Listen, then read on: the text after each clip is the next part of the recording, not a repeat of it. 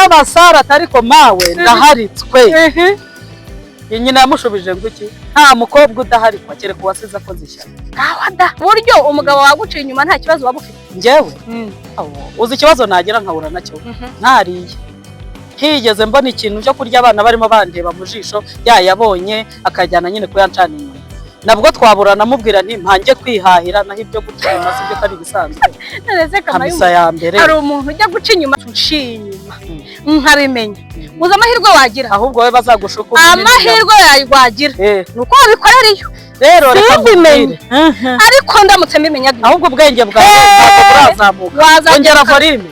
Uzamura ubwenge. Ukanguke wigire hejuru urebe. Icyo nkubwiye cyo.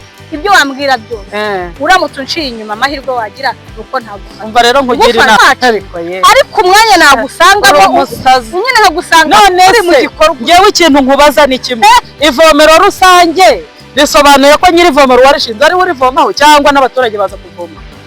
Oya ariko baba baragize rusange. Hanyuma waciye umugani ngo ugiciye inkondo si ugicundamo.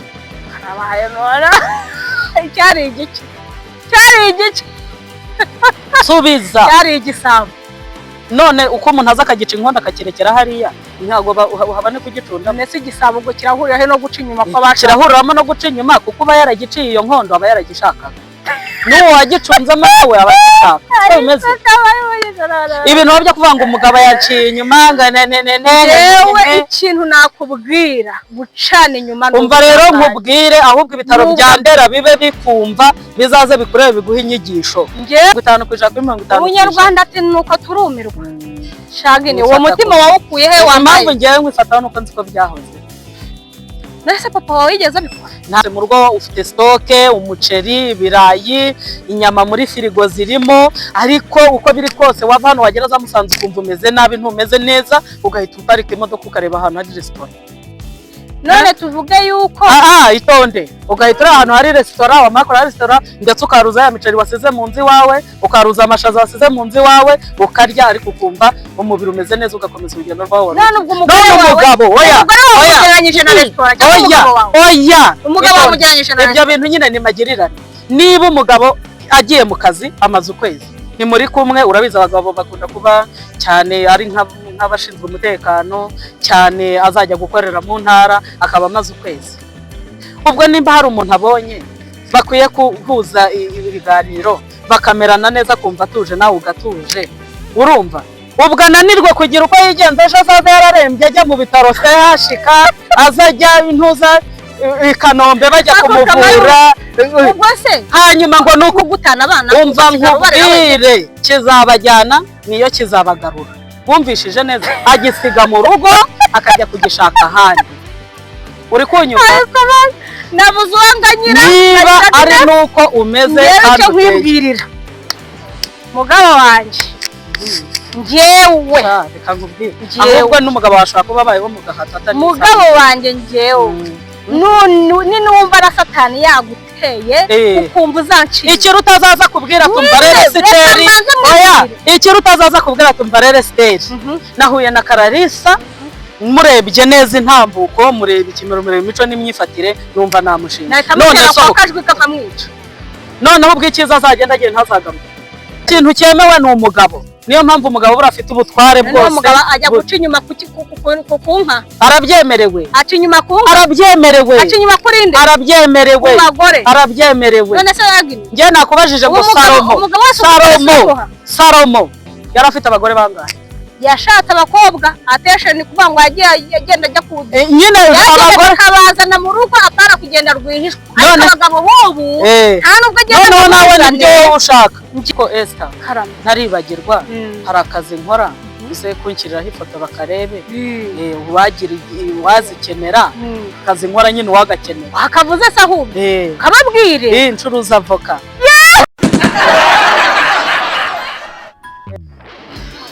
Nongeye kubaha ikaze kuri Inyama TV, mbifuriza amahoro y'Imana, mbifuriza imigisha iva ku Mana kandi mbifuriza na weekend nziza. Muri amahoro mumeze neza? Natwe turi amahoro turashima Imana.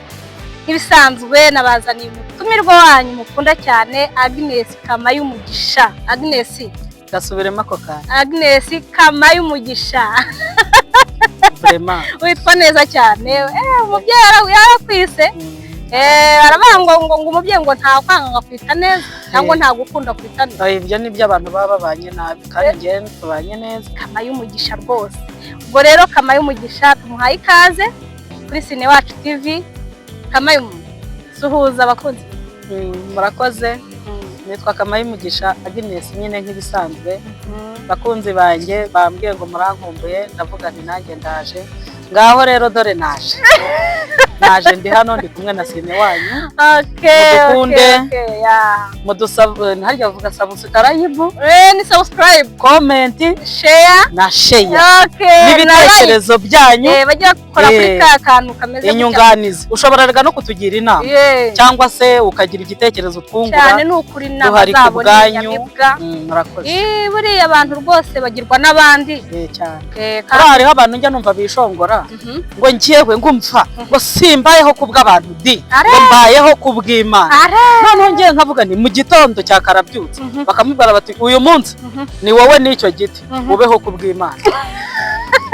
Urumva ni wowe n'iki giti ukuntu wumva nabi Imana ikorera mu bantu nyine nayo ngiye kukubwira kuko Imana iba muri twebwe. Rero kumbwira ngo ntubayeho kubw'abantu yego koko Imana itabakoresheje nta kintu wabakuraho ariko wibuke ko nijya gukora n'Imana nijya no gukora. Waba uri umutayeri ubayeho kubw'umuntu ntaje ntacyo wabona. Waba ufite amangazini ucuruza hakeneye umwenda ngo nzi wawe ntacyo wabona. Ibyo kuvuga ngo ubayeho kubw'Imana, Imana ikorera mu bantu.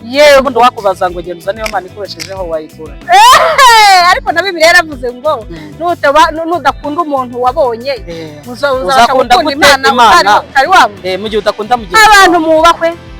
Abantu turabakunda. Oya ngenda bubaha nuko. Abantu nimwe mutubesheje kuri no kamera. Abantu nimwe mutuma tuganira tugaseka. Ariko Esther ntaribagirwa hari akazi nkora ise kunshyiriraho ifoto bakarebe wagira wazikenera akazi nkora nyine wagakenera akavuze se ahubwo kababwire incuruza avoka umuntu azikeneye voka nziza. Oya nibyo ndi kubivuga bakanseka ariko rwose pe ndaza kubakurikira unshyiriraho agafoto ubere kuko ziba zimeze hanyuma bajya bavuga bati nitukenera nka nyinshi mufite ibirori mbese hari umuntu runaka uzikenewe waba ukeneye kugira izo ujyana mu mahanga kuko bafite avoka nziza ukankoringa njye ngahita nzikugeza. Aho bakunzi ba Sine Wacu TV voka nziza kwa Kama y'umugisha Agnes umuhamagare turashyiraho nimero ubundi mu mubere umukiriya tubereshejweho twebwe iwacu umukiriya ni umwami. Ni umwami tudafite abantu nta bintu. Imana iguha abantu kandi udafite ibintu nta bantu nabyo byakumarira iki nuko. Kama y'umugisha rero muri no minsi hariho inkundura z'ibintu byitwa gucana inyuma.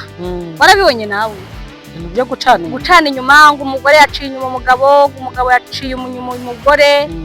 None ubwo abagira ngo amuce imbere se ntange ubwo nyine uca imbere oyata ubwo ushobora kuba urimo kubyumva nabi. Ntabwo ari ukunyura uca inyuma kuko warashakanye n'umugabo cyangwa n'umugore yarangiza agahita yibonera icyuki bakajya bigirira ibiganiro biganira kwa je. None si byo si ibisanzwe ibisanzwe ibintu se usanzwe ubizi koko byahozeho kuva na kera cyane kuva na none se niba bitarahozeho izo munsi y'igitanda ujya wumva bavuga niyo ahubwo se ko nzumviya izo munsi y'igitanda zikagatorwa ntabwo mbizi byahozeho nyirabasara ariko mawe ndaharitswe nyina yamushubije ngo iki nta mukobwa udaharikwa kereka uwasize akoze ishyaka kawada aho kuki mutumva none se Kama y'umugisha noneho rero nawe ugiye kunshanga none se ushyigikiye uwo muco? Ntago nkushyigikiye ahubwo byahozeho si umuco uje nonaha cyangwa uyu munsi byahozeho ku buryo umugabo waguciye inyuma nta kibazo waba ufite. Njyewe uzi ikibazo nagira nkahura nacyo ntariye higeze mbona ikintu cyo kurya abana barimo bandeba mu jisho yayabonye akajyana nyine kuyancana inyuma.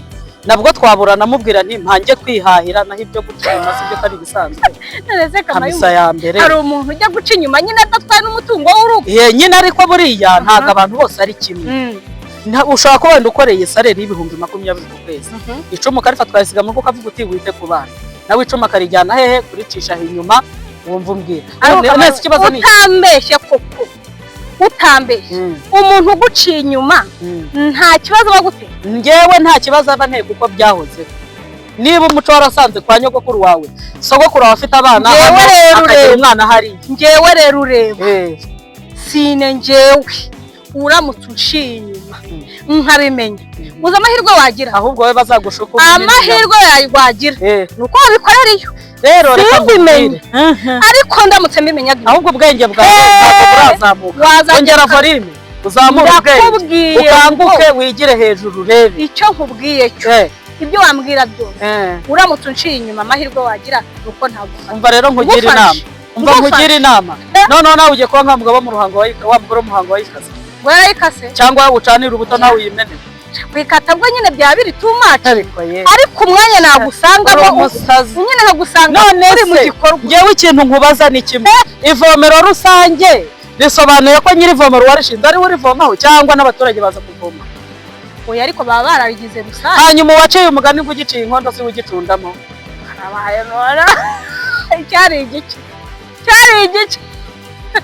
subiza cyari igisabo none uko umuntu aza akagica inkondo akakirekera hariya ntabwo habane kugicunda mbese igisabo ubwo kirahurira he no guca inyuma ko bashaka kirahuriramo no guca inyuma kuko uba yaragiciye iyo nkondo aba yaragishakaga n'uwo wagicunzemo nawe aba agishaka bimeze ibintu byo kuvuga ngo umugabo yaciye inyuma yewe ikintu nakubwira gucana inyuma umva rero nkubwire ahubwo ibitaro bya Ndera bibe bikumva bizaze bikurebe biguha inyigisho ngewe ndakubwira indera batanga inyigisho ko batera inshinga harya ubwo bahamagara abantu bakansoringa abandi uzapfa vuba wowe ngewe icyo kwibwiriye ntabwo umuntu ushinyuma mugabo wanjye sheri aho uherereye hose icyo ushaka ntiwiyime mugabo wazaza azaguca inyuma oya n'ubashobora kuba hari kuko utariwe ntari nabikubwira ariko ntiwiyime umenye yuko ariko nanjye mpari 50% kuri 50%. Ubunyarwanda ati nuko turumirwa.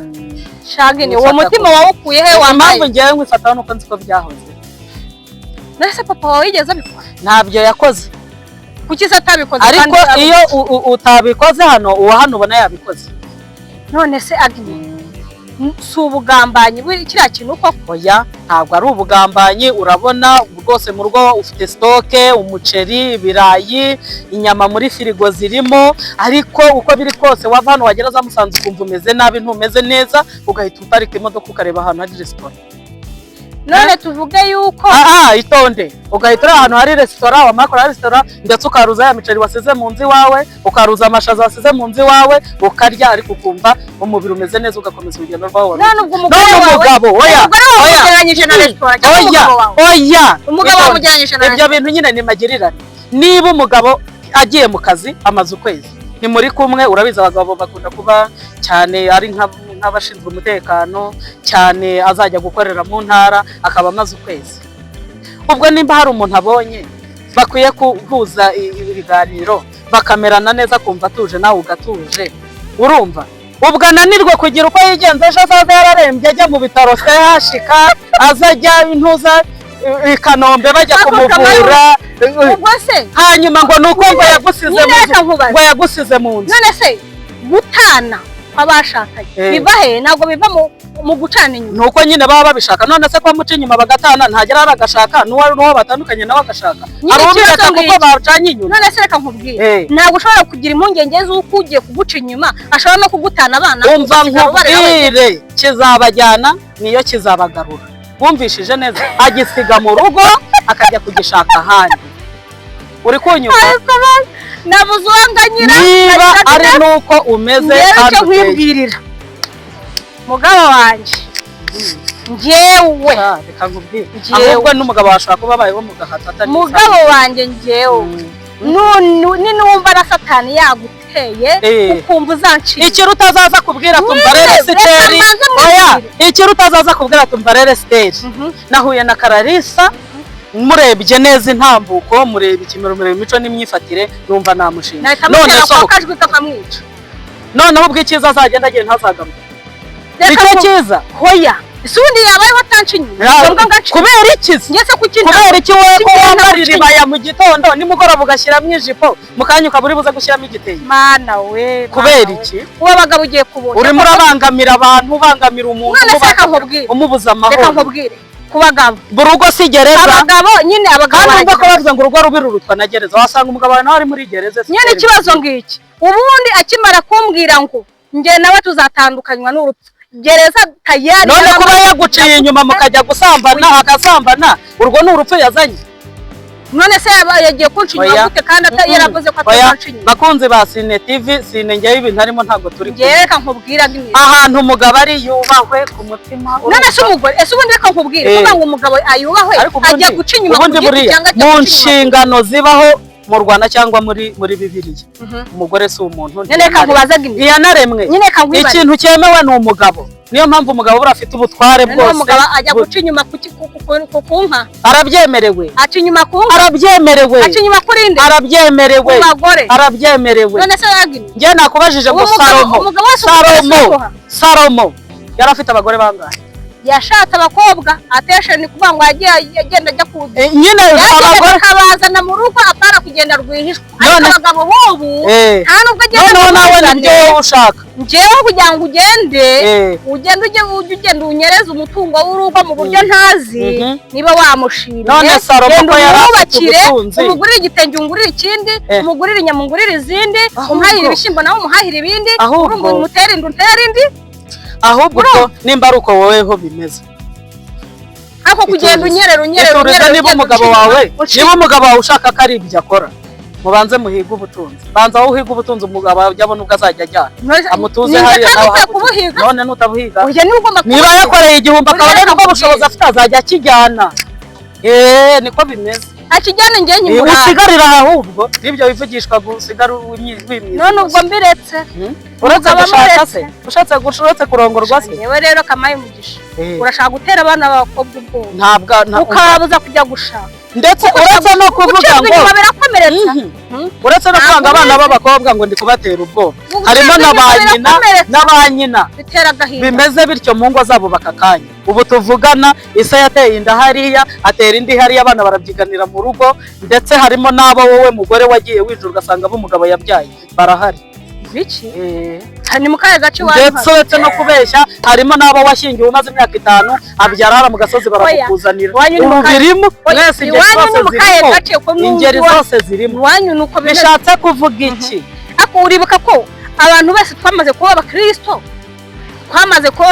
kandi iyo uri umukristo bivuze ngo niyo uri umukristo mu Rwanda ngo buriya ngo abakristo nibo benshi cyane simbizi kandi abantu bose bamaze kwemera Kristo bemerewe gutunga umugore umwe none niba utari umusilamu urumva utari umusilamu ngo wemere gutunga abagore barenze ubu none se ubundi muri Bibiliya wasomye aho umusilamu yemerewe abagore benshi yabongo ngo idini ryabo boya hari aho wabisomye ngo ni idini ryabo umukirisitu ni ku giti cye ntabwo ari idini cyane yuko nitunapfa umuntu azagenda ukwe n'undi ukwe ntabwo isilamu ari izaterurwa ngo ijyane kuko ari inkirisitu adeperi kuko ari inkirisitu oya umukirisitu ni ku giti cye ariko hari ukuntu abantu bagira imico ibaranga n'amahame bagendera none umugabo nimba yumva nawe muri we afite umuco n'ihame ryo kugira ngo ajye guca inyuma amahame ya gikristo avuga yuko umugore atakwiye guca inyuma umugabo akavuga ko umugabo atakwiye guca inyuma umugore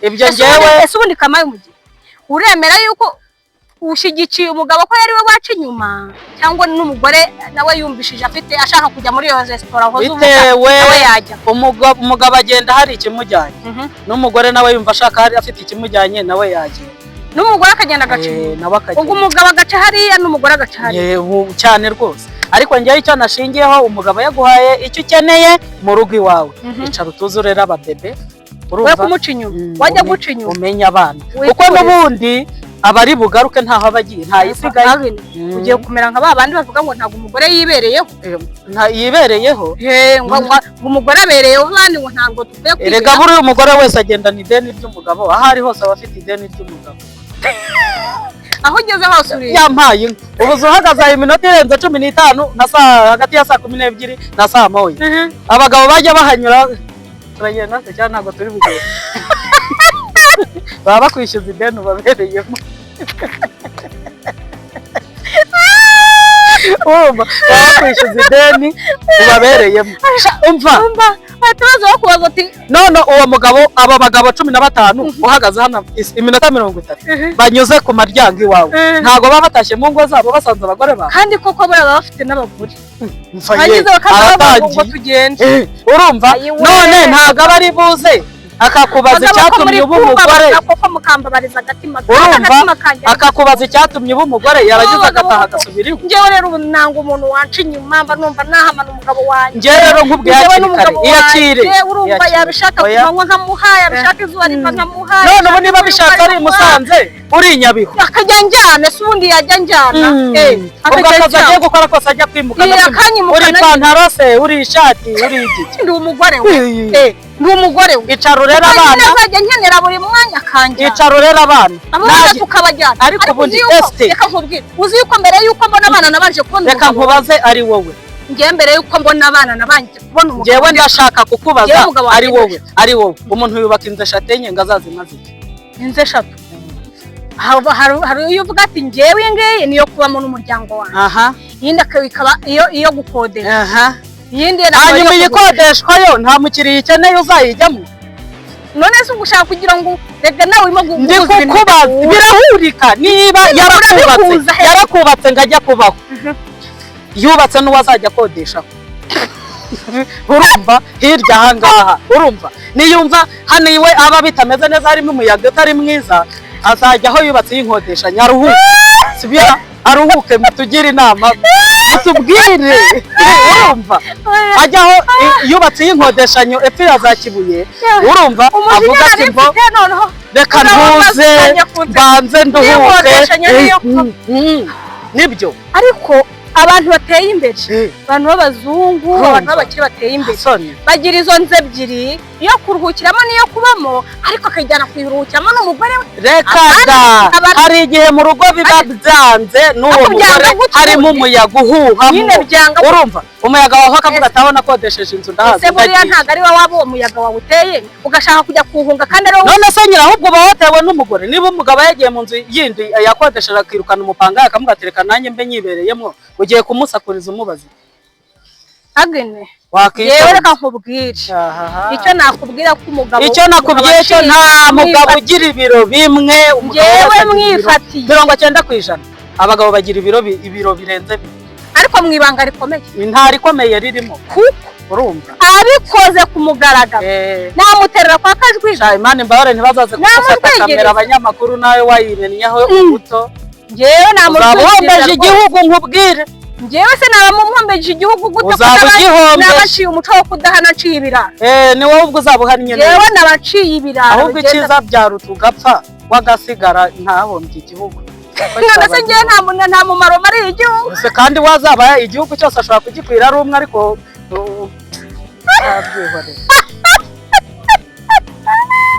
nta soni ngomenaho ntabwo uri kubyivugisha gutyo nta muntu wari waguca inyuma ngewe ntacyo mbyimvugisha rwose nkubwire guca inyuma birakomeretsa reka nkubwire n'ubu ntureba ufunga iki kiganiro bagashyiramo komanderi bakavuga bati ubu ngubu tugiye kwandika abantu baciwe inyuma muri u Rwanda rwose sinzi miliyoni zirimo wasanga nk'ebyiri eshatu arizo zigihagaze ziri ntuzi seriye abandi bose yewe shamba reka kunsetsa ahubwo noneho gucibwa inyuma byogeye yewe ntago byogeye ariko nanone ntiwabuze ubishaka kubikora urumva umuco ntugacike kandi saba ucika kubera reka bari igihe umuntu ashaka n'umugabo agapfakara akiri mutoya none se kubera niba perezida arafashe umwanya akajya gusaranganya amasambu mu mutara kuba yafite n'abatayafite ku kimwe mwumva ko abagabo mwajya mubihererana mu nzu bagera aho bajya gutanga imisada ese kuki igihugu gihamagara ikindi kikakibwira ati dufite intambara mutwoherereza ingabo zidufashe none niba hari umugore nawe ufite intambara hagati y'amaguru ikabimubona